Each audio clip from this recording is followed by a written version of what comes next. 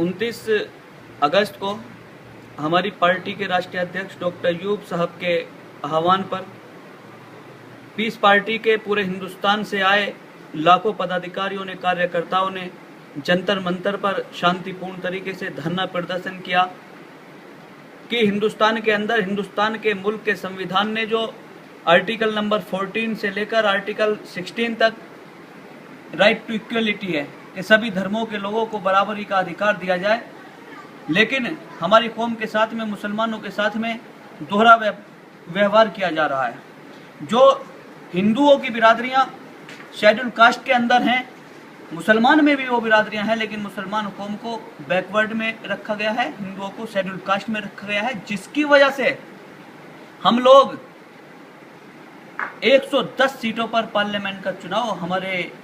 कौम के नुमाइंदे नहीं लड़ सकते। 1500 से ऊपर विधानसभाओं की सीटों पर हमारी कौम के यानी कि मुसलमान नुमाइंदे प्रत्याशी नहीं बन सकते, क्योंकि वो शेड्यूल कास्ट में नहीं आते। 16,000 नगर पालिकाओं और नगर पंचायतों पर चेयरमैनी के उम्मीदवार पर हमारी कौम के मुसलमान भाई चुनाव नहीं लड़ सकते, क्योंकि हम शेड्यूल कास्ट में नहीं आते। तो हम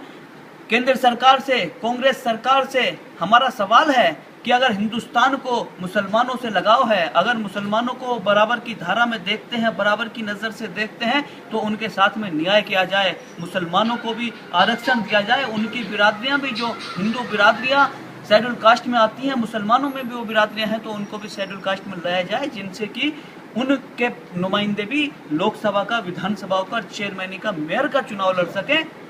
दूसरा जो हमारा मुद्दा है कि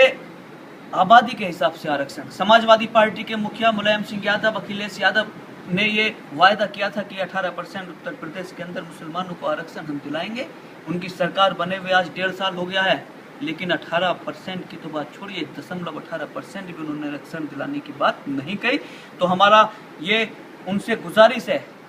कि मुसलमानों को आबादी के हिसाब से उत्तर प्रदेश में आरक्षण दिलाया जाए, और केंद्र सरकार से हमारी गुजारिश है कि पूरे हिंदुस्तान के अंदर जिन सूबों में भी मुसलमान रहते हैं आबादी के हिसाब से, उनको सरकारी मुलाजमत में उनको रिजर्वेशन दिलाया जाए, उनके बच्चों को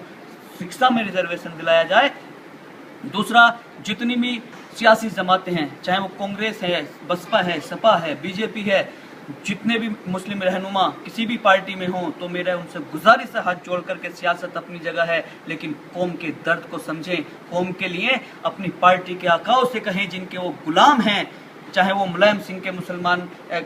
MP मंत्री MLA हों, चाहे वो बसपा के MP MLA मंत्री मुसलमान हों, चाहे वो कांग्रेस के हों, वो अपने आकाओं से कहें कि हमारी कौम के साथ में वो न्याय करें और हमारी कौम को आरक्षण दिलाएं। मैं बताना चाहता हूं,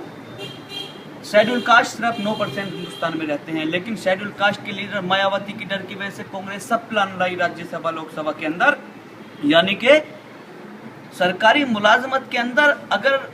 प्रमोशन भी होगा तो आरक्षण के बुनियाद पर, ईमानदारी पर नहीं होगा, दयानतदारी पर नहीं होगा, काबिलियत पर नहीं होगा, सीनियरिटी पर नहीं होगा।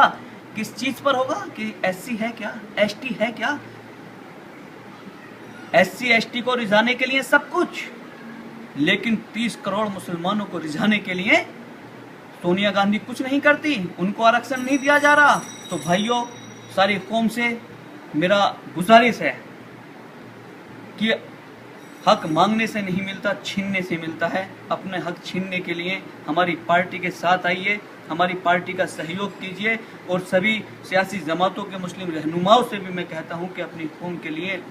अपने कौम के मुस्तकबिल के लिए, अपने कौम के बच्चों के मुस्तकबिल के लिए इस आरक्षण की लड़ाई में हमारा साथ दें। और इन सारी पार्टियों को, कांग्रेस, बसपा, भाजपा, सपा, जो मुसलमानों को वोट बैंक के रूप में इस्तेमाल करती हैं, उनसे मैं कहना चाहता हूं कि रंग लाता है लहू दोस्तों मजलूमों का,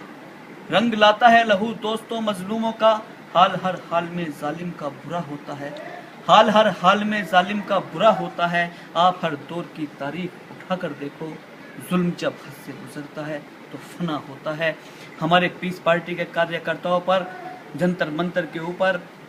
लाठीचार्ज की गई। इंसानों के साथ तो ऐसा व्यवहार कोई कर नहीं सकता, इस तरह का व्यवहार तो जानवरों के साथ नहीं किया जाता। जिस तरह से पीस पार्टी के कार्यकर्ताओं, पदाधिकारियों के ऊपर दिल्ली पुलिस ने कांग्रेस के इशारे पर किया है, उसमें मुझे भी गंभीर चोटें आई, मैं भी घायल हुआ, लेकिन मुझे अफसोस नहीं है अपने घायल होने का, जब तक मेरे जिस्म के अंदर एक एक खून की बूंद है, मैं अपनी कौम के लिए आवाज़ उठाता रहूँगा। मुसलमानों को आरक्षण दिलाने के लिए आवाज़ उठाता रहूँगा। मेरे कौम का मेरे ऊपर कर्ज है। आज नौशाद अली इस मकाम पर जो पहुँचा है, ये कौम का कर्ज है मेरे ऊपर। और जब तक मैं अपने खून की एक एक बूंद, अपना एक एक आवाज़, अपना एक एक जिस्म की खून की बूंद अपनी कौम के नाम ना कर दूं, तो वो कर्ज उतरने वाला नहीं है। मैं हमेशा जब तक जिंदा हूँ अपने कौम के लिए लड़ता रहूँगा।